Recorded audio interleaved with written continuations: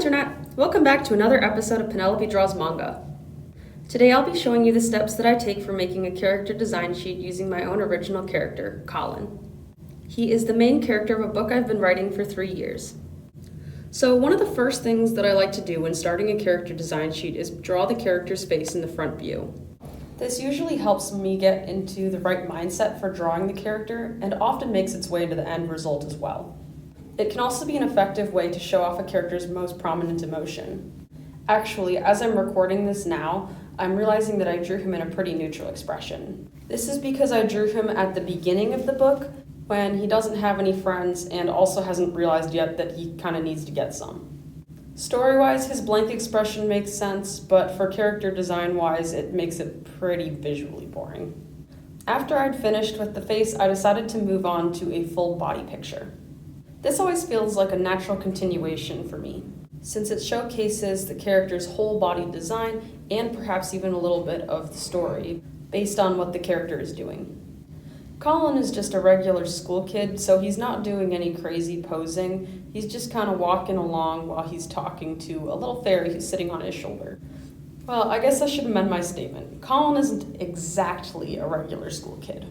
I mentioned earlier that he doesn't have any friends. So when somebody came along offering him sword fighting lessons in another dimension, he didn't say no.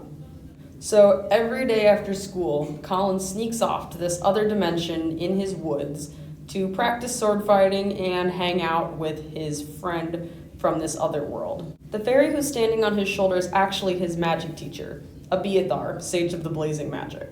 So after the full body view, I drew Colin's sword and another pose which I didn't like all that much, so I didn't spend much time on it. I included the sword because it's a pretty important object in his story. The sword was made through magic using an aspen stick, and the sword is alive. So now I'm drawing Colin looking down at his hand because he's using his magic in a controlled manner for the first time. I'm not going to tell you what his magic looks like because you'll be able to see it for yourself pretty soon here. So next I thought it would be fun to include a picture of him and his friends when they're adults at the end of the book. However, I ended up scrapping this idea because all of the other pictures on this design sheet are of when he is a kid, so this didn't make a whole lot of sense. I ended up changing this idea to a photograph of him and his older sister and younger brother in a time when Colin was a little bit younger than he actually is at the start of the book. His older sister's name is Libby, and she's actually pretty important in the book. She's one of the main characters. And his younger brother's name is Michael.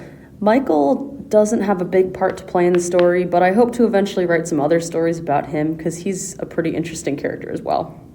Part of the reason why I added this to the design sheet is because I wanted to show that there was a time in Colin's life before he became sad and lonely. I wanted to show him like smiling and being a happy, normal kid who isn't involved in another world. And I think the photograph captured this quite well. Also, Abiathar kind of looks like a girl. He's not. And now let's move on to some color. When drawing character design sheets, I often like to add squares of color behind some of the pictures. It makes them stand out a little more. I think it also pulls the color scheme together a little bit more. I didn't add a background square to the book, the photograph, or the sword because they already have some strong silhouettes.